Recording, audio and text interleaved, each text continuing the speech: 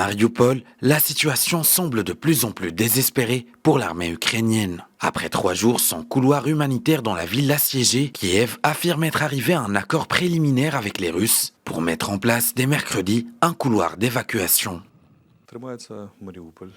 Mariupol tient le coup. Des combats ont toujours lieu autour d'Azovstal et dans d'autres territoires. Ce n'est pas facile pour l'ennemi là-bas. Ils subissent de nombreuses pertes. Toutefois, dès aujourd'hui, des couloirs humanitaires ont ouvert depuis Mariupol. J'exhorte tous ceux et celles qui m'écoutent d'emprunter ces couloirs pour garantir leur sécurité. Côté soutien, le dernier dirigeant européen à se rendre à Kiev est le président du Conseil européen Charles Michel, qui a rencontré ce mercredi le président Volodymyr Zelensky. Selon Charles Michel, l'Union européenne fera tout son possible pour que l'Ukraine gagne la guerre.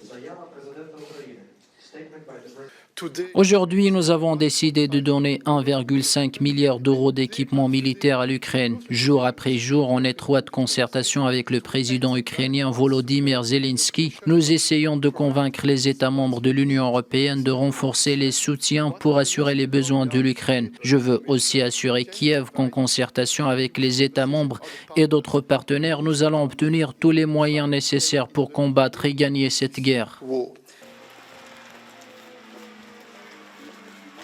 Sur le terrain, le ministère ukrainien de la Défense a affirmé mercredi matin que l'armée russe concentrait l'essentiel de ses efforts sur la prise de Mariupol. De son côté, Moscou a lancé plusieurs ultimatums aux défenseurs de Mariupol et demeure déterminé à prendre ce port qui lui permettrait de faire la jonction entre la Crimée, qu'elle a annexée en 2014, et les républiques séparatistes du Donbass. Une prise qui permettrait aussi à Moscou d'injecter des forces supplémentaires dans l'offensive visant à prendre le contrôle de l'ensemble du Donbass que les séparatistes contrôlent en partie depuis 2014.